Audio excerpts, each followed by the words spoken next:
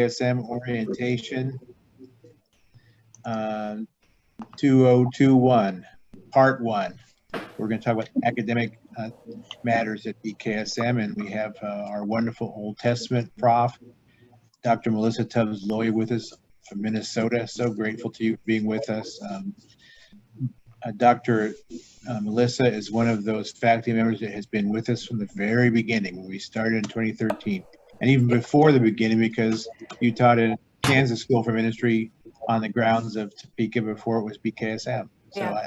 I don't know how many years altogether, but it's been a lot, like 15 maybe. It's wow. It's a lot. When Melissa and her family moved to Minnesota, because another one of our teachers from the very beginning, Craig Loya, became the Bishop of Minnesota, we were so glad that Melissa told us I could continue to teach at BKSM because she's a great colleague and one of our very best teachers, and we're just you're in for a treat tonight. You're gonna enjoy this. So without further ado, may I turn it over to you, Melissa?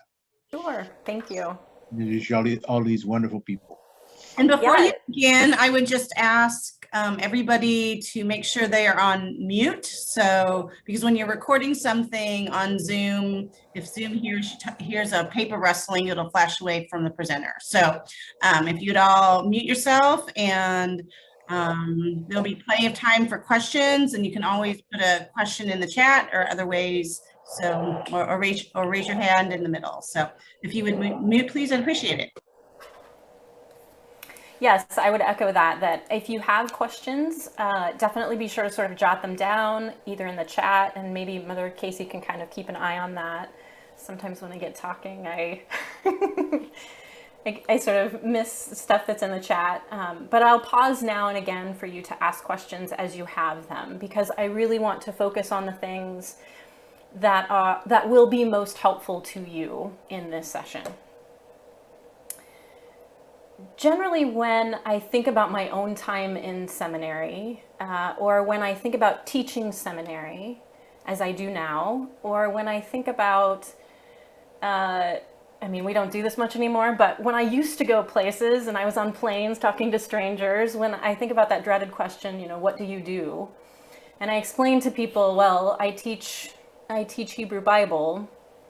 There was often this assumption from people that what theological education is, if they even made that jump, right, from teaching Bible to theological education, that what theological education is sort of a glorified Sunday school, right? And this quote from Mary Daly kind of often would be in the back of my mind. Obviously, you can't go into this with a stranger on a plane, but it was always in the back of my mind. I'll share my screen here. This quote from Mary Daly: I didn't study theology out of piety. I studied it because I wanted to know. I didn't study theology out of piety. I studied it because I wanted to know. So again, mostly people who have never done this thing that you are taking on, theological education, can often assume that it is kind of the sophisticated Sunday school that we are engaged in. That we do it out only of an expression of piety or belief, rather than to actually get educated, to learn texts and ideas and traditions and history, methods, skills, all the things necessary to do ministry, to be educated in those things. The idea that if one just believes enough, that you'll sort of by osmosis soak those things in, that you'll somehow, if you just believe hard enough, become a deacon or a priest. Obviously, you all who have thought much more about this and about your process of entering into theological study, you know better, right? You know that we're not just doing this out of piety, although that's a big piece of it, but to be educated, to know stuff that we don't yet know. Ministry requires much more than piety and belief. It requires real training in things like Bible and things like church history, systematics, ethics, spirituality, liturgics, missionology, plumbing, how to wrestle a vestry, right? All of these pieces that are necessary to do the work of ministry. And you can't believe your way into learning those things, right? It requires real, dedicated, deep study. And that's what BKSM is here to do. That's the mission of all of the teachers that you will have in your years at BKSM. It's the mission of all of the folks who are in the administration of BKSM to help you do the real deep, dedicated study that you need to do the ministry that you eventually hope to do.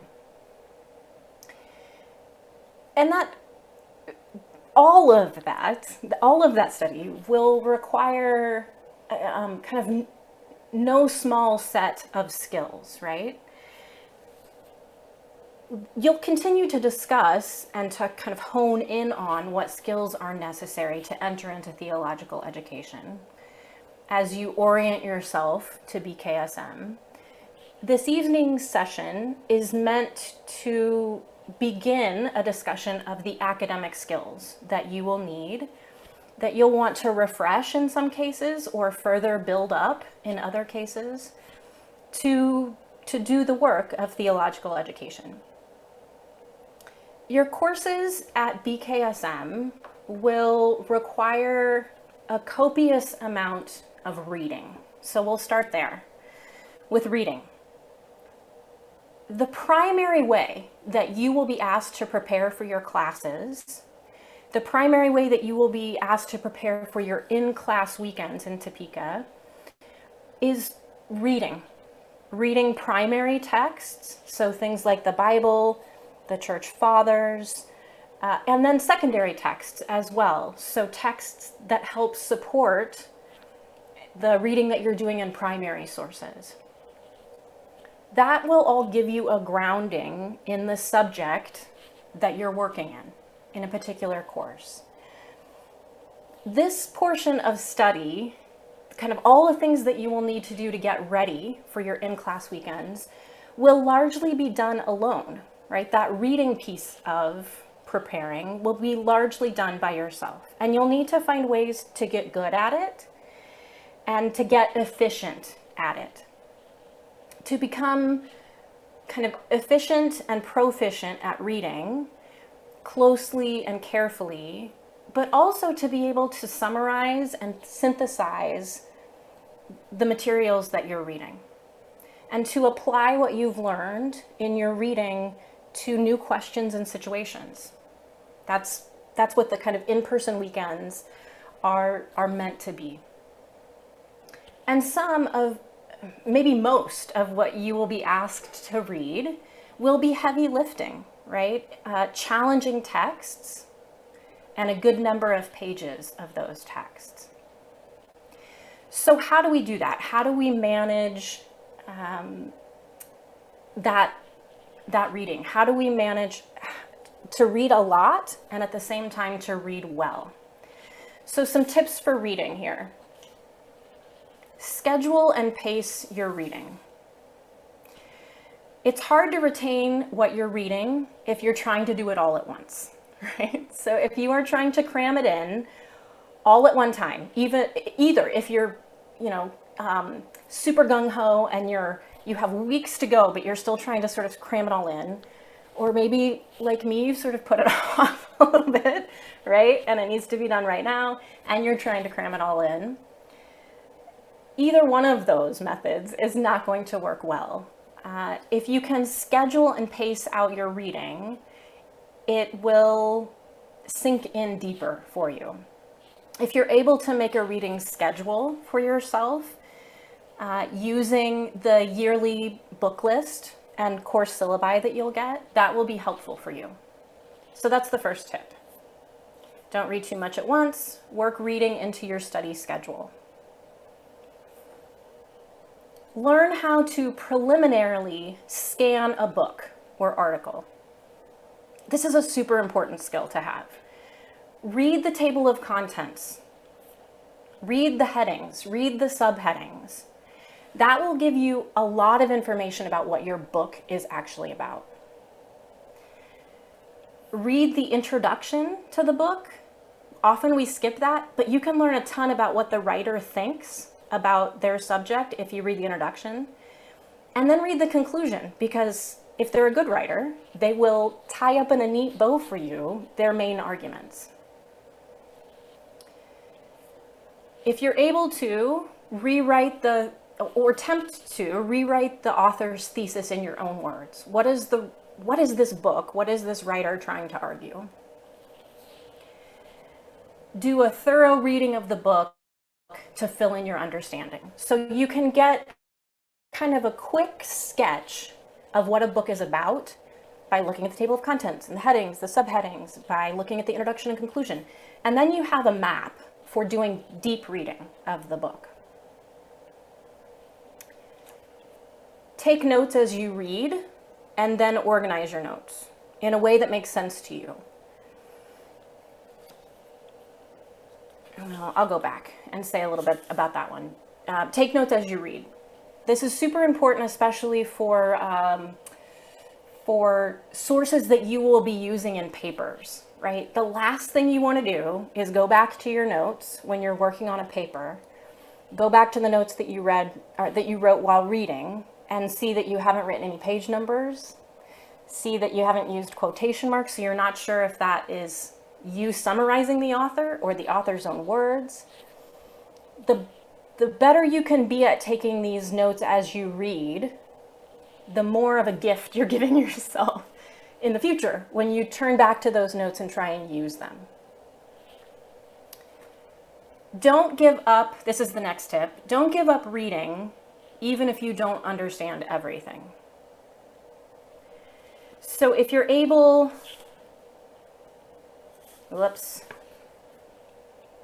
skip down here, we'll get there eventually. Don't give up reading even if you don't understand everything. Take the long view of your book if you're able. So you get to a place where the language is really thick, where the author maybe isn't explaining themselves very well. That happens, right? Where the argument just is not clicking. Don't take that as a sign to give up, right? If you can keep going and take a long view of your book and get a general sense or article, a general sense of what's being said, that is still useful to you, even if you don't have sort of every piece of it locked in before you meet as a group and talk more about it. Some material you're going to understand quickly. Some material may take more than one reading. Some material might take discussion with other people in person or with your instructors in person. And that's okay, that kind of wide range of experience. Don't be afraid of what you don't understand. Kind of goes hand in hand with the previous tip. Include questions that you would like more information about in your notes, right? Don't be afraid to ask questions about this kind of thing in class. That's what your instructors are there for. So if there's something in your reading that doesn't make sense and you need to go over it in class, that is a completely legitimate request, and you don't need to be kind of worried that you don't have it all down the minute you walk into class. If you did, you wouldn't need the class, right? Lastly, I have there, it's okay to ask questions about what you don't understand. Lastly, remember what a gift it is to read theology. And remember what a gift it is to have a group of people to do that work with. You can ask anyone who's out there doing ministry. There will be times when you're done with your time at BKSM when you would give anything to have a sort of group of people to talk things through with. And so it really is a sort of gift to be able to have this time, to sit down and read theology, to dive into these topics that are so interesting to you, and to talk with other people about them. So those are some tips on reading. The other piece of a major piece of what you will be doing in your academic work at BKSM is research and writing. So some tips for that set of skills that you're developing. Read your assignments thoroughly. Spend real time reading through and understanding your assignments. Not just the length and the due date, although those are important, obviously, those kinds of details, but really read through the assignment sheet. Read to understand the assignment sheet. And that is because you want to know what kind of paper you're being asked to write. Is this a research paper? Is this a reflection paper? So your opinion about a matter? Is this an exegesis paper of a text? Are you supposed to pull out meaning from a primary source? Is this a literature review? Are you supposed to read a bunch of articles and summarize their arguments? What kind of paper you are supposed to be writing, if you can get that down, it will be a big gift to yourself, because you'll be able to sort of meet that goal in a much more full way. Ask questions as soon as possible. If it isn't clear to you what you're being asked to do, ask for clarification on that. And don't wait to ask for clarification on that until, the day before it's due. I say that to you as someone who, knows what it's like to sort of procrastinate in school and try and cram it out. But the more that you can ask your questions early, the more help you can get from your instructors. And they want to do that work for you, right? They want to answer those questions for you as much as they can.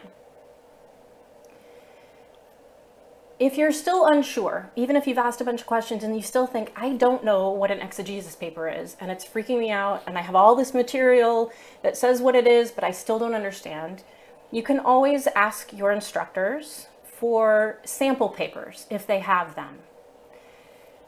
Do they have an example of a very good whatever sort of paper this is supposed to be, to give you a sense of what you're working on? They may have that, they may not, but it doesn't hurt to ask for that kind of clarification too. Develop and state a strong thesis statement at the beginning of your paper. One of the handouts that I sent you all is this one called it's additional resources. The one that looks like this. And it simply is a list of sort of places to go for more information on reading and writing.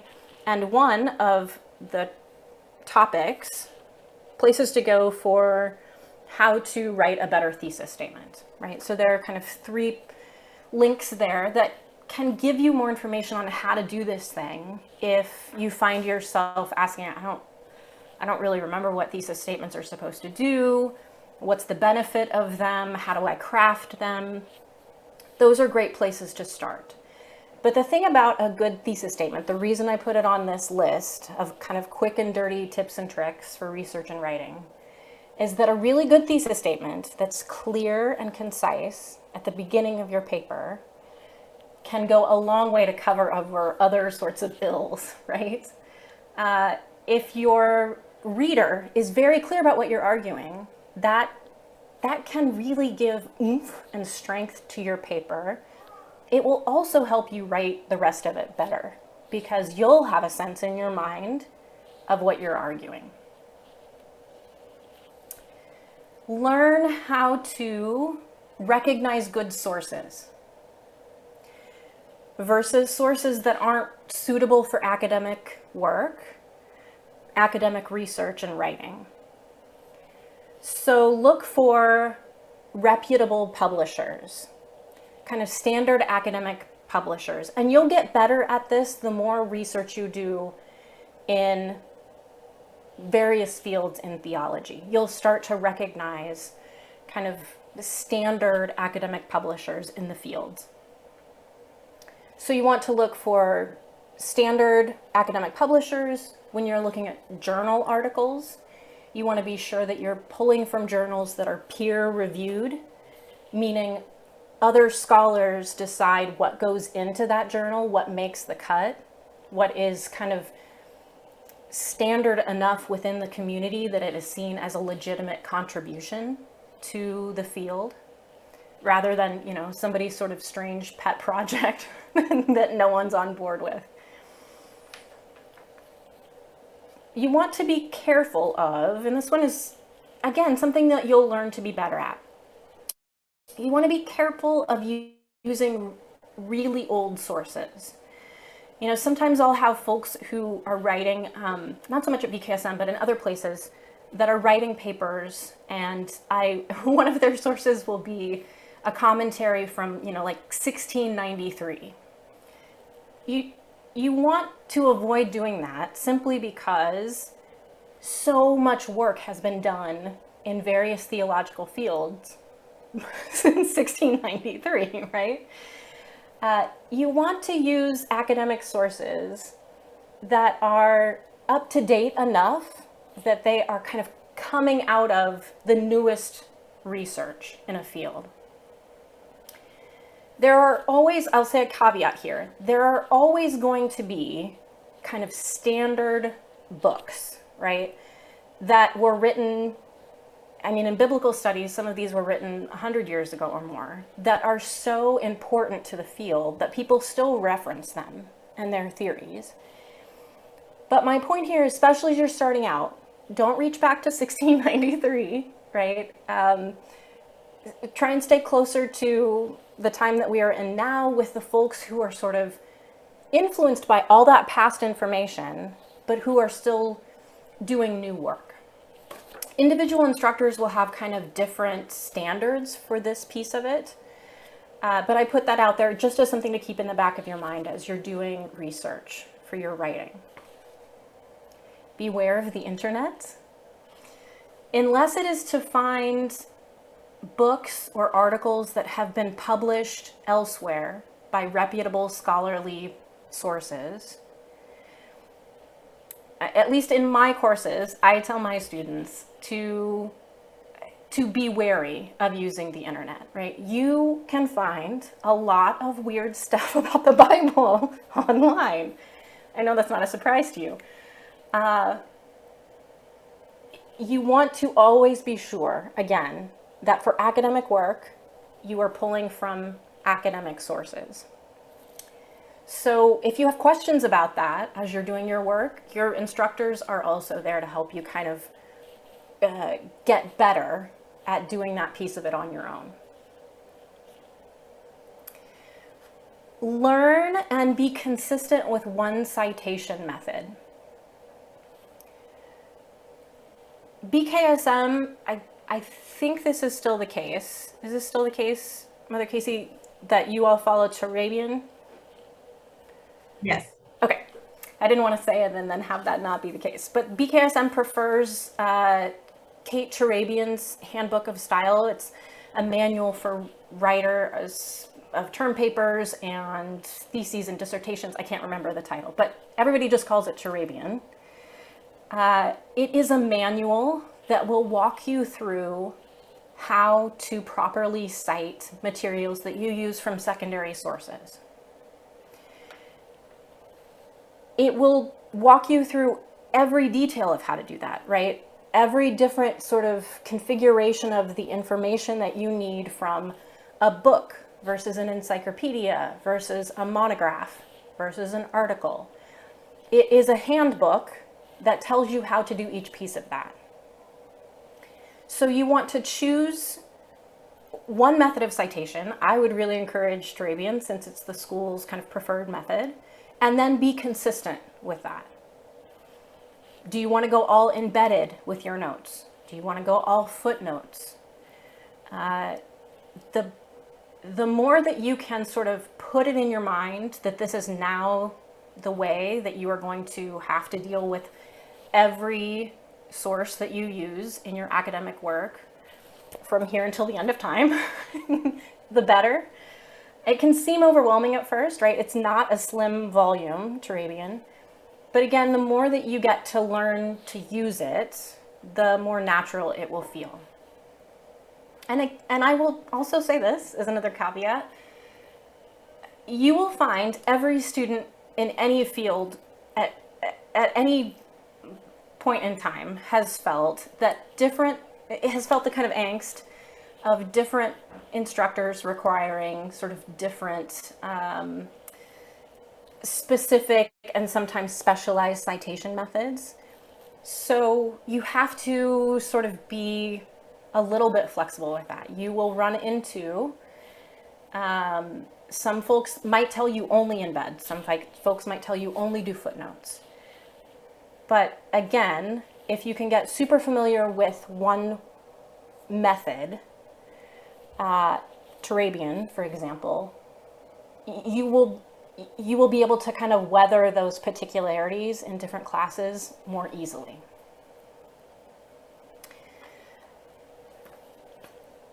So I have that there too.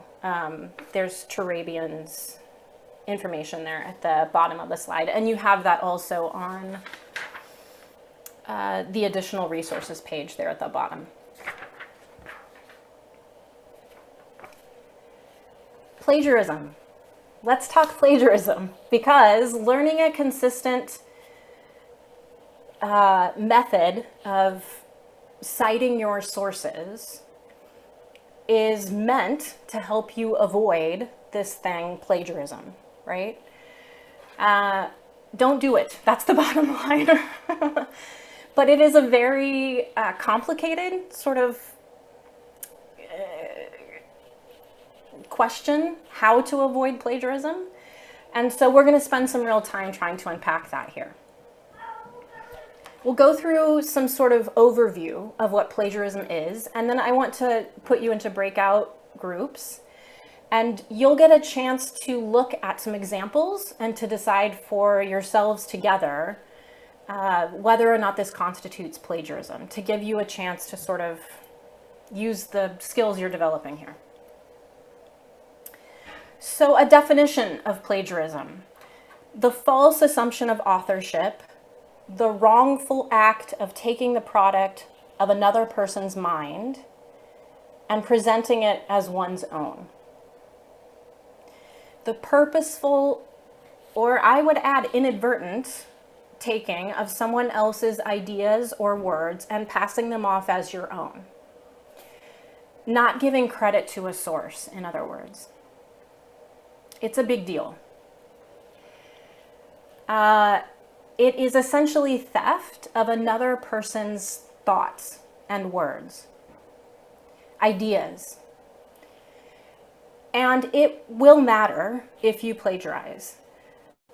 There are some very real consequences for plagiarism. Anything from within an individual course failing an assignment to, in severe repeated cases, which I've honestly never encountered in a very long time teaching. I've never encountered when you sort of tell somebody, here's, you actually need to do this a different way in order to avoid plagiarism. I've never had anyone say, no, I won't do that, and then continue to, go on plagiarizing. I'm sure it happens, but, in such egregious cases where there is absolutely no willingness to learn how not to do this, there can be really severe consequences of, not being in a program anymore. Again, that's a scary consequence, but I will say that it is not one that I have encountered. I cannot stress this piece of it enough. And this is hard sometimes, I think, for folks just starting out in academic work to understand. But your intentions do not determine if something was plagiarized or not. I'll say that again. Your intentions do not determine if something was plagiarized or not. In other words, it won't matter if you didn't intend to plagiarize. It will still be, it sort of is what it is, right? Your intentions don't affect it one way or the other. The consequences for, intentional plagiarism and unintentional plagiarism are essentially the same. And that's largely because as a professor, it's just really hard to know what one's intentions were, right?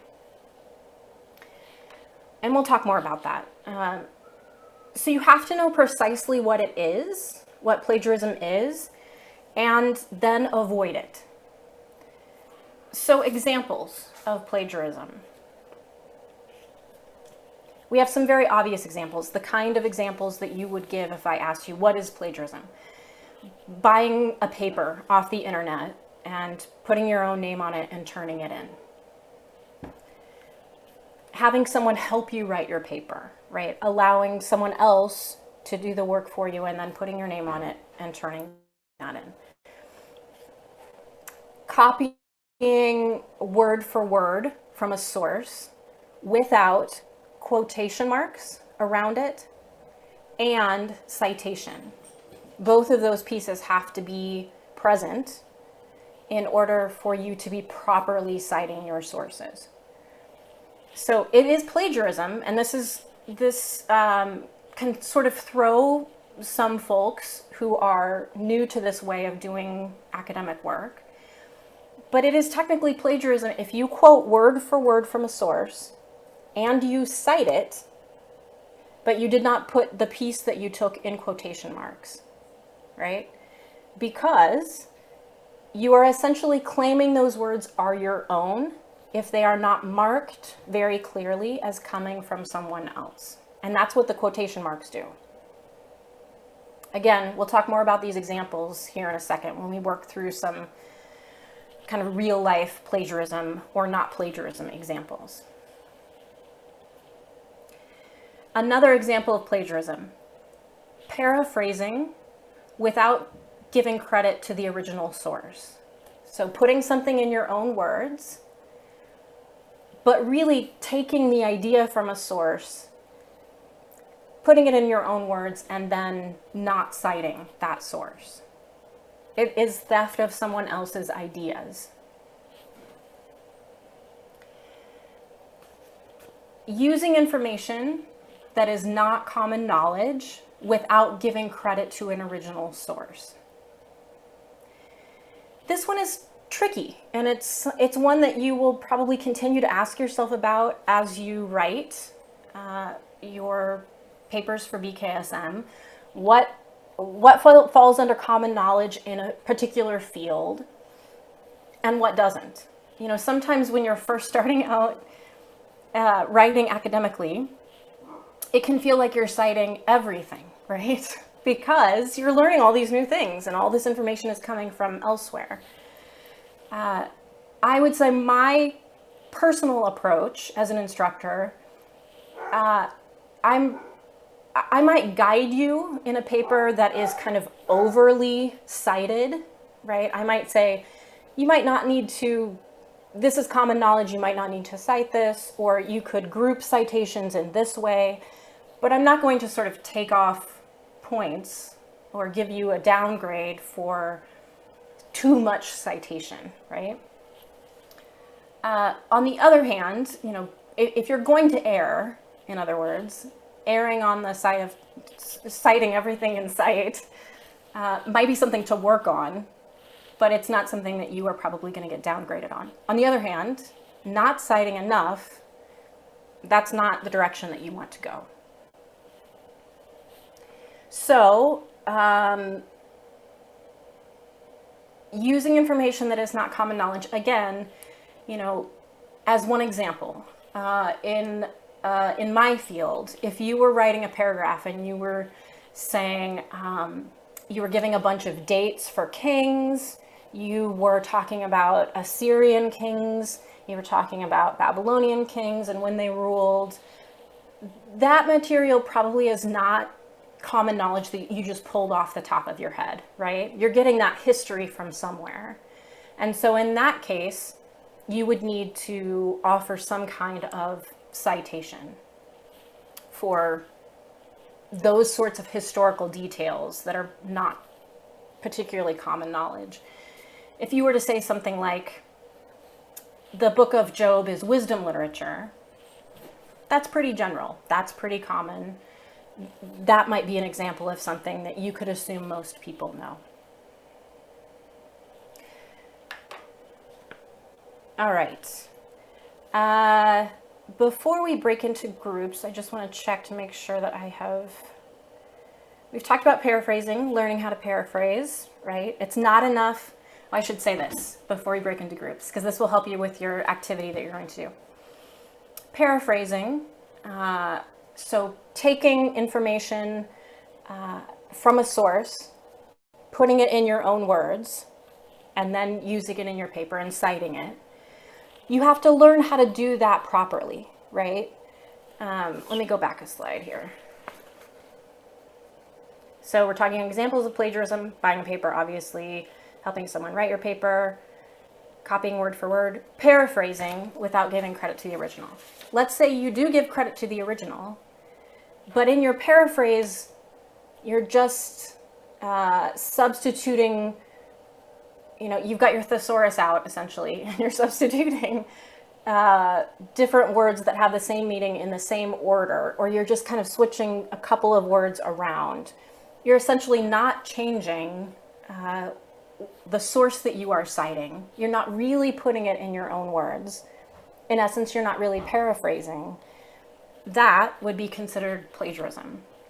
So you have to learn how to do a paraphrase, to really put it in your own words in order to avoid plagiarism as well. And then this piece of it, give credit to the original. And I would hit again one more time that one of the ways that you can best avoid not any, because buying a paper, right, that's in a whole other league. But the best way to avoid some of these examples, so copying word for word without quotation, paraphrasing without giving credit, using information that's not common knowledge, the best way to avoid those is taking really good notes as you read. So the more that you can write down page numbers as you read, that you can use quotation marks to indicate direct, word for word quotations as you read, the better you'll be able to use those notes later and make sure that you're getting your citations right. There are reference management softwares out there that you can look into. Zotero, RefWorks, there are some other ones, EasyBib, Citation Machine, that are not so great and will spit out citations for you that aren't formatted correctly. So you want to be careful about the program that you're using. If you're going to use reference management software that you can put your sources in and it will help you manage your citations. I always say I guess I'm an old lady in this respect, but the more that you can really know Turabian style, just sort of in your brain, the better able you will be able to make sure that your sources are properly written out, right? Properly organized. So let's use our kind of spiffed up understanding of plagiarism here. And you all received as one of your handouts a sheet that says on the top of it, identifying plagiarism activity. So we're going to break you up into groups, and using what this kind of really quick and dirty summary of plagiarism here, using what you now know, respond to the examples that are listed below. So you'll see question 1, question 2, question 3, etc. These are examples of student work.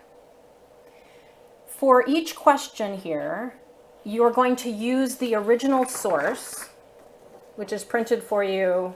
Sorry, my light is reflecting. Which is printed for you right here. This is the original source document.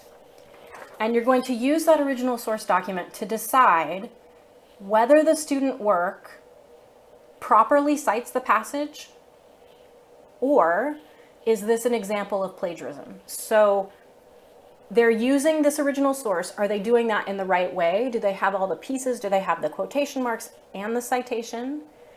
Or is this an example of, bad paraphrasing where they're not really putting it in their own words? Or is this an example of leaving out quotation marks when they should be used? A word for word quotation that is not put in quotation marks. Take into account, I say here at the beginning of the instructions at the top, take into account use of quotation marks, summary, paraphrasing, and citation. So I think Mother Casey will put us into groups, and we can work for about 20 minutes maybe. Okay. Because there's we've got 10 examples. You might not get through all 10, but really try and work your way through here. Is it plagiarism? Is it not? And why? And then we'll come back together and try and walk our way through this. Okay. All right. Well, I have. Why don't we do 15 minutes, Casey? That 15? would probably be better. Okay. All right. 15 it is. All right. And all students should be whisked away to a breakout room. I have you in groups of 3 or 4. And Dr. Tubbs Loya, you'll stay here with me, and Fran as well. And Okay. Dawn. So, okay. The rooms are opening now. See you in a little while.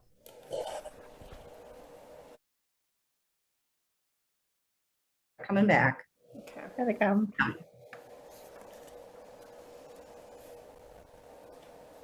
The folks that come back first, I make a note of because they must have it all figured out. Well, There we we go. were hoping we would win a prize if we would. Yeah. Yes. Yeah, I that's what don't we know what that heard. would be.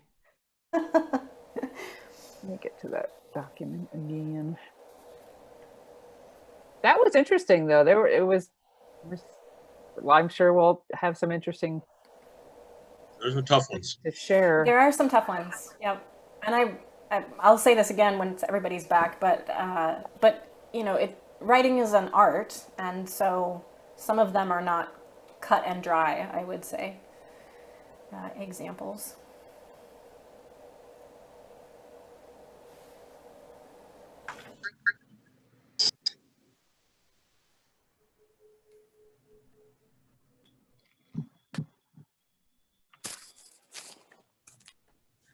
All right, so we have everyone back? Looks like it. I invite you all to mute, and then unmute if you would like to respond. All right, so we'll just work our way through these together. One of the first folks back, we were talking about how some of these examples are difficult, right? So I imagine that within your groups, there was real debate about, is this plagiarism, is this not? And that's largely because writing is an art, and there will be differences of opinion about exactly what constitutes plagiarism. My point about plagiarism being what it is, regardless of your intentions, I say that because that's true. On the other side of things, I will say this, that because your instructors know that you are learning how to do this better all the time, and because there are some examples, as you saw, that are maybe not as crystal clear, it's hard to tell, that the way at least I approach this with my students is, if I see an example of something that I would consider plagiarism, I mark it down, I spend a lot of time explaining my own thinking behind it to the student, and then we sort of have a chat about it. It depends on, again, I don't believe I've ever had anyone buy a paper and turn it in. Maybe I have. But I've had some pretty egregious examples where it was clear that somebody knew that they were copying and turning that in as their own. And I've had the majority of examples of folks that I could tell were attempting to get it right and just didn't have all the pieces where they needed to be. So with all that being said, I will say that, you know, the professors that you will be working with, those of them that I know, I would say that they are going to want to help you get better at this. So it's something to be concerned about and something to be very vigilant about. But it's also something that we recognize you're learning as you go. All right, let's look at example 1. Who thinks this is plagiarism, or who thinks this is not plagiarism? Do we have a definitive answer? Paul, what about you? I saw your hand up. When you first said, who do you think it's plagiarism? I said plagiarism, or Okay. at least I think our group did. Okay, and why did you say that? One right off the bat, there was, well, we said it fell into that category, and those that were in my group, please tell me if I'm speaking out of tune here. One, it rolled in with some of the words that were there, but also there was no citations to go along with it to show where that information was coming from. Yep, great answer. So yes, this is plagiarism, and it has a couple of problems. The sentences use identical language to the source, right? I mean, word for word, you could pick it out. And then on top of it, there was just no citation whatsoever. So a pretty clear example of plagiarism for a couple of different reasons. What about example 2? Plagiarism or not plagiarism? Our group thought this was kind of a gray area. Okay. I think we decided that it wasn't because the student did, gave the credit to Clifford in the line and cited, in parenthetical citation afterwards. So we kind of decided that it wasn't plagiarism, but we were kind of concerned that maybe it was a gray area. Okay. Yeah, I would say that this example is not plagiarism for a couple of reasons. It's clearly pulling from Clifford, right? It's using Clifford's ideas, but you can tell that the student is really trying to summarize those ideas in the student's own words, right? And not sort of paraphrasing by just switching one word around or taking out one word. The effort to really paraphrase and summarize Clifford is present there. And then you're right to say that we have a clear embedded citation with the name of the author and the page numbers. So I think all the bases are covered on that one. That would be a good example of doing it right. What about question 3? And I can't see all of you at once, so if I miss a hand, feel free to just jump in. We thought it was plagiarism because they didn't cite. Okay. This one's tricky, I would say. I would say not technically plagiarism, but there are some issues here that again, you don't ever want to make it a question, right? You want to get so good at this that it's not a question in your own work. But I would say there's incorrect citation here, right? So your point stands that the citation needs some work. The writer is attempting to cite the source in the body of the text, right? When they say, as Richard Clifford notes, but kind of fails to include a page number, right? And because the student places the material in quotation marks, again, maybe we should call this one a gray area instead of not plagiarism. It doesn't have all the necessary pieces. It doesn't have the page numbers. But it does have those quotation marks, which is good. And you can see that they're referencing the author, but they just need to sort of, how do I want to say this? If I saw this example in a paper, I would not say, whoa, you got to be careful of plagiarism. I would say something like, just be really sure you're getting all the pieces in, right? Whereas in question 1, I would definitely say whoa, red alert, plagiarism, right? That one is a much more obvious example. Okay, what about number 4? What do we think on that one? The quotation mark is in the wrong place. Okay. So does that make it plagiarism or not plagiarism? Well, officially it would be, but it's probably a human error situation. Okay. Yeah, I would say that this one, as it's written right now, is plagiarism because although the student here correctly cites the material in the quotation marks, they don't include everything, right? So it's like maybe they were taking notes and they didn't get all of the word for word citation in their quotation marks because they left out common sense definitions of creation are, right? Which is a fairly big piece of material to leave out of the quotation marks. So it might be kind of human error. But technically, in this case, because they left out that phrase, this would be considered plagiarism. Again, this is the kind of example that I would flag in a paper just for more discussion to be sure that the student really understands how to do this correctly. What about question 5? Plagiarism or not plagiarism?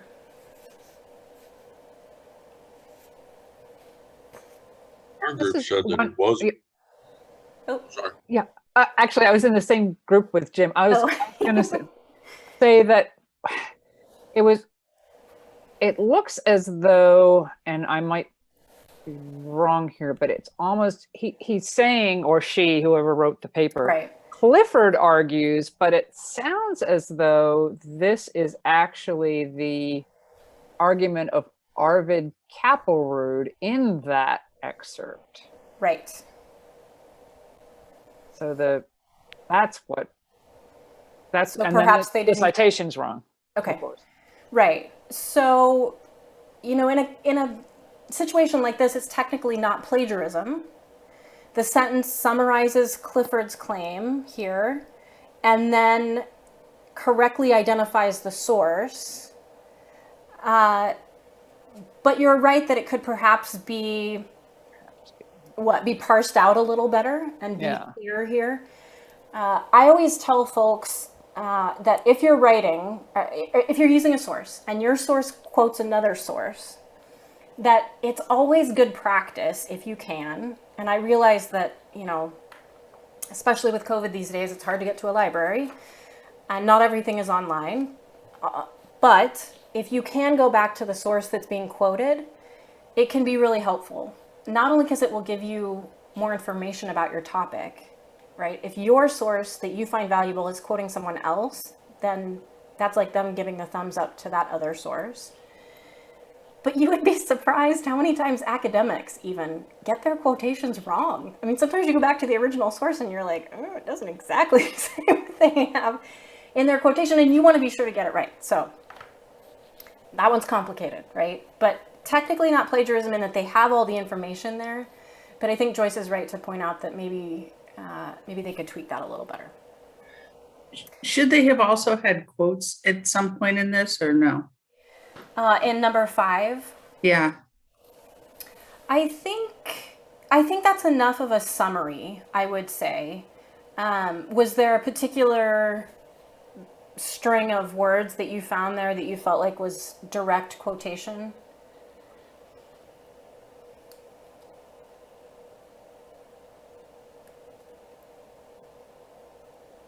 I muted myself. No, now that I'm looking back at it, I don't know why I put that down. Okay. It is, like I said, it is a real art to be able to paraphrase well, right? So, a good paraphraser will maybe even be able to trick you a little bit because it will be such a good summary of the original. But again, you have to make sure it processes through your own brain, right? To summarize it in your own words, rather than just cherry picking and like putting the puzzle together in a different order. What about number 6?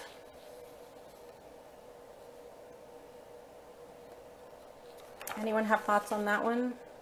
Mark. We thought that he was stating information that was not common knowledge without any citation. Okay. Yeah, I would say number 6 is an example of plagiarism. It's a good summary of Clifford's arguments, but it doesn't cite the source. And so it is, you know, once you know that this person is using this source, you can clearly see that they are pulling information from the source that is probably not common knowledge to everyone and just not referring back to it. So that's a good example of, you know, that fine line between common knowledge and not. Good. What about 7? Did anyone get that far? Our group basically said the exact opposite of 6, that this was not, because we felt this was common knowledge. Okay. Well, let's read through it and maybe we'll take a vote, because the common knowledge one is hard, right? It's hard to distinguish. So this one says the distinctions between ancient and modern creation accounts are pronounced. I would say that's probably common knowledge. And the ways in which modern people define and understand creation are not always a good fit for understanding ancient creation stories. That might be a little more of a stretch given what we know of the original source, right? Because that's a big part of Clifford's argument. The idea that creation occurs if something new is created, for example, does not fully explore the variety of ways the ancient world understood the products that could come out of the act of creation. Yeah, it's tricky. This is an example of one that you might, as a reader, you might not pick up on as being taken from a source. But once you have that source in front of you, it's so obvious, right? That he's using these examples. I will say, and then Ryan, I'll get to you because I see your hand up. I will say this, that oftentimes you yourself can pick out places where you might not have paraphrased as well as you could have. When you're proofreading your paper and you're reading through and suddenly you just hear a change of voice, right? Like you hear your own voice making these arguments and then you get to a paragraph and you think, there's been a shift here, right? Between my voice and this information coming from somewhere else. That can be a good clue to you and your instructors, I will say, when all of a sudden a voice in a paper changes. So that's one thing to sort of have in the back of your mind. Ryan, you had a question. So my question is specifically about that number 6. I wrote down bad paraphrase. Okay. But if you've got a paraphrase, like I'm very wordy. So in my papers, I would be like, okay, let me just get this out. But I would want a way to say, here's my understanding of what this other person is saying. Is there a way to say, here's my paraphrase, and it might be terrible, but to cite it so it's not plagiarism? Does that make sense? Yes, it does. It's a good question. So that question, to my mind, it really would depend on what kind of paper you were writing, right? If you're writing a reflection paper, then the voice of that paper is going to clearly be your opinion, right? It's going to clearly be like, my reflection on this is such and such. And so in reflection papers, you can often use the first person, and it makes sense to do that. There are other papers that, if you're writing in a kind of strictly academic style, you would try to avoid that first person voice. So as an example, if you're writing a research paper, if you're writing an exegesis paper, which is kind of a fancy word for a research paper about a biblical passage, then you would want to avoid the first person. And the way that I explain that to my students is that when you're making an argument, and this is kind of tangential to plagiarism here, but it's a really good question, so I want to sort of walk through it. When you're making an argument, it is much stronger to be declarative, right? And to simply say something like in this paragraph, the distinctions between ancient and modern creation accounts are pronounced. That's a much stronger argument than saying, in my opinion, the distinction between ancient and modern creation accounts are pronounced, or in my understanding, yada, yada, yada, right? So in a strictly research paper or an exegesis paper, you want to make those kind of declarative statements as much as possible. And so it might be hard to find a way to say something like, I'm paraphrasing here. The better that you get at this kind of work, there are ways in your writing to sort of indicate your voice, right? You're always kind of writing out of your voice. But as one example, you might say something like, some scholars think XYZ. Some scholars think ABC. But clearly, if you look at all the evidence, it's RST, right? So there is a way to have a voice in a paper without using the first person. And you can learn to sort of finesse it as you get better at it.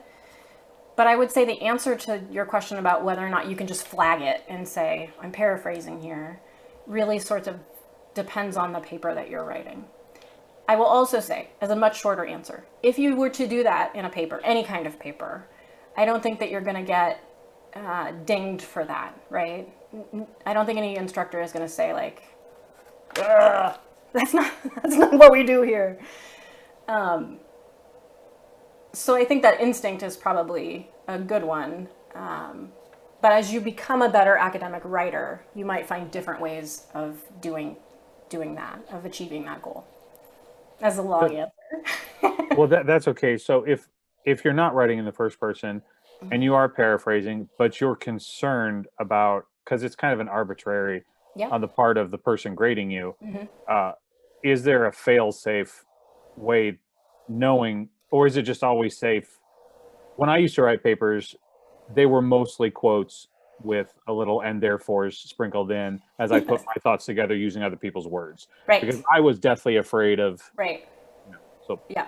And that's something you also want to avoid, right? You don't want your papers, and you'll probably hear your instructors say this, you don't want your papers to be long strings of quotations, just sewn together so that it's all other people's words.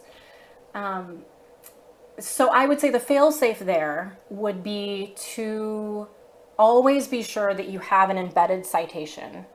So, for example, in question 6, the fail-safe in question 6 would be to put an embedded citation in there that just said Clifford 508, 509, right? You're clearly paraphrasing here. It is a summary in your own words, but you didn't think those words up by yourself, right? You didn't come to those ideas in a vacuum. You came to those ideas because you used that source, and that source influenced your thinking. So a way to mark that would simply be to put an embedded citation in there that says, these ideas are discussed in this source, I used this source, but it is an indication that it's your own words because they're not in quotation marks, but it is being influenced by another source. Those are very helpful questions. Thank you. What about number 7? Did anyone get that far? So, just to ask a point of clarification. Yeah. Was Blake commenting on 7 earlier about whether that was common knowledge? I think we were talking about 6. Was that right? It was number 7. It was 7. Oh, it was 7? Were we already? The clarification on 6 because I did have questions. I just want to make sure that we're all on the same page. No, that was helpful. I thought we were on 6. So. No, I don't think I explained it right. I said we answered it number 7, the exact opposite of number 6. We feel that number 7 was not because it is common knowledge. And you know what I heard was, what you said it right. What I heard was you had a disagreement about number 6. And so I went back to number 6. So I'm very glad that Ryan Williams set us straight. Thank you. Yes. But now I understand, I'm sorry. Yes. Now I understand number 6 more than I had ever hoped to. So I'm very appreciative. Right. Now you're experts. So to clarify, number 6 is an example of plagiarism because they didn't cite the source, right? They summarized but didn't cite the source. Number 7, yes, not plagiarism technically, but the sentence kind of relies on Clifford for a lot of factual material there, and it might be considered common knowledge. if you want to sort of play it safe, you might also just give a nod to the source that you're using there. So yes, thank you for that clarification. That's super helpful. All right, what about number 8? I think our group felt that it was not plagiarism because they cited the original. Went back to the original source. They didn't give credit to Clifford, but Clifford was quoting somebody else. They went back to the original source. Right, good. So, so clearly this person got the initial tip off to Capelrude from Clifford, but they went back to Capelrude and kind of got the original stuff from him and then used that material, and they cited that original author. So not plagiarism. Number 9. What did you guys make of this one?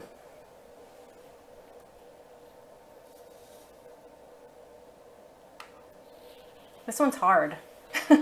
We kind of thought, or I don't want to speak for everyone, but that is this common knowledge? Is this a bad paraphrase? Is this a thesis statement? It just felt kind of clunky and like it's either a really expert condensing of ideas or it's nonsense. That's how it looked to me. It just seemed like it, yeah. Yeah, I would say it goes back to that question of voice, right? So it's questionable. It's not plagiarism from this source, at least. But I mean, you can tell the student hasn't borrowed from Clifford, but there's something about it. The tone used in this sentence suggests that this is borrowed from somewhere. So this might be a case where I would circle it and say, like, do we have all your sources here, right? Did you mean to cite this in a different way that was more clear?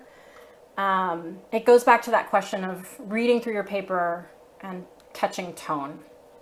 And then that last one, what are your thoughts on that?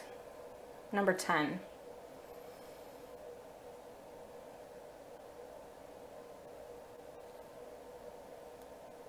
Missing quotations.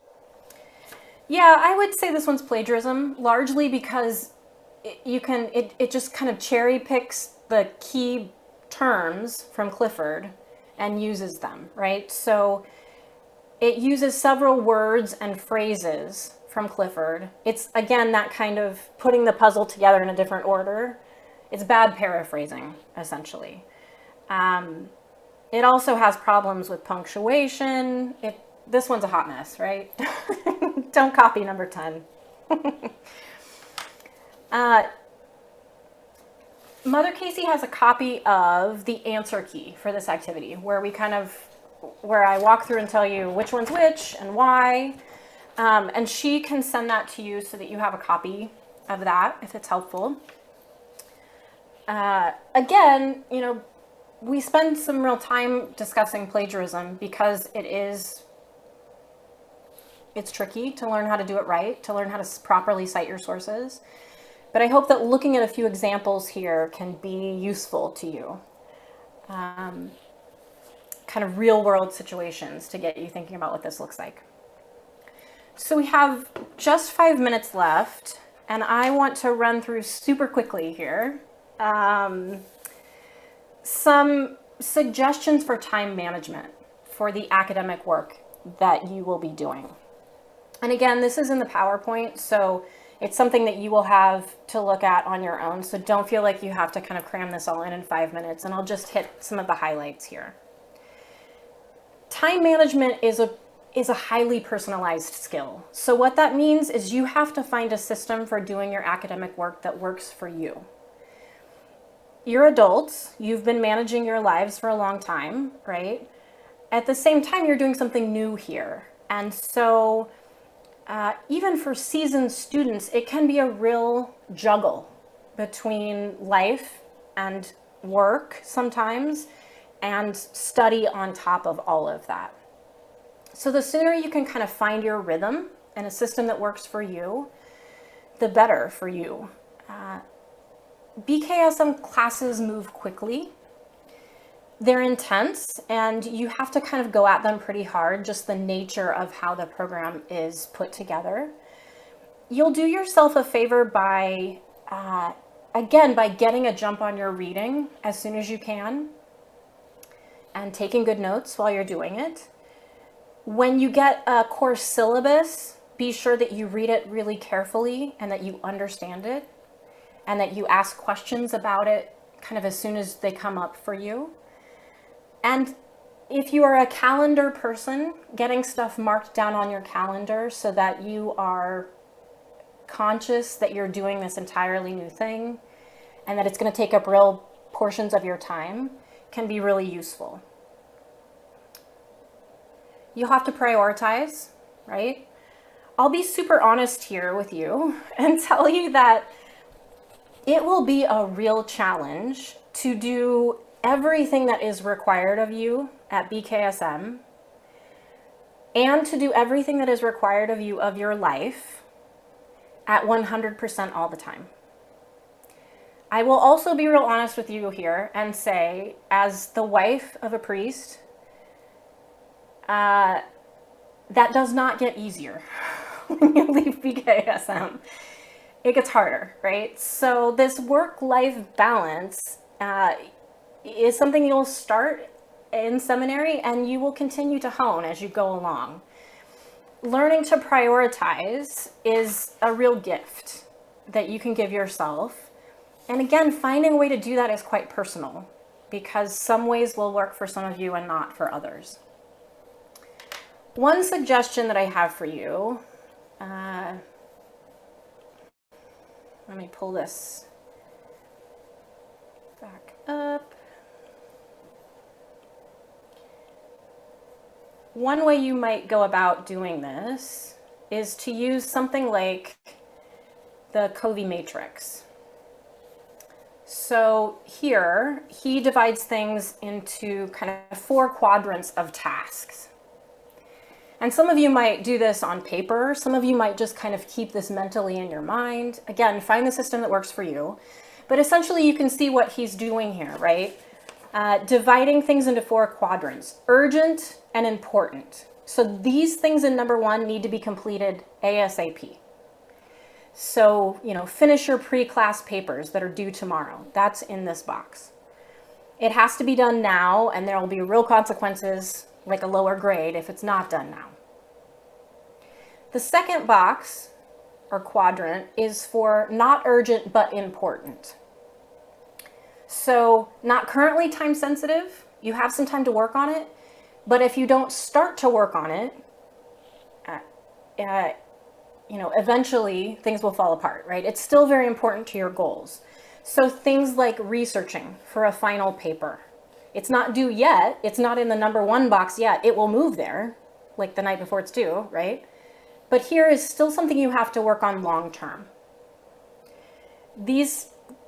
The kind of tasks in number 2 take planning and long-term kind of looking to the future to plan out when you need to get pieces of it done. In other words, you don't want to move something from box 2 to box 1 without having worked on it a lot, right? Because if you haven't done the work and you have to move it here and the next day it's due, that's no bueno. Number 3, and I realize we're out of time, so I'll be quick. Number 3, urgent and unimportant. These are the ones you have to watch out for. These are Girl Scouts selling cookies at your door. These are your kids fighting in the background. These are all of the things that will try and disrupt your study time. And they're urgent, but they are not kind of the tasks at hand. So of course you have lives and you will have other things that pull your attention. The better you can be at finding ways to build a time for yourself to do your work. Again, I know I keep saying this, but that's a huge gift to yourself. And then lastly, urgent, not important, right? Playing your, 3rd hour of Animal Crossing in a day or something. We all know those, right? The things that we do to kind of zone out. I have also, and I'll let you kind of peruse these on your own. Again, you'll get a copy of this PowerPoint, but I have some self-care tips for you to kind of walk through as you're studying. And these are things that will help you perhaps balance those quadrants as you're doing your work. Recognize you've now got a full-time job. Let go of the idea of perfect. Persevere when things get hard. Embrace the discombobulation. Anyone who's been through seminary can explain that one to you. I'll let you read about that one on your own. Find a squad of people who can really understand what you're going through and go through it with you. Learn to say no. That's a big one for your time at BKSM, but also for your life in the ministry, I would say. And perhaps the truth depends upon a walk around a lake, right? That great Wallace Stevens quote.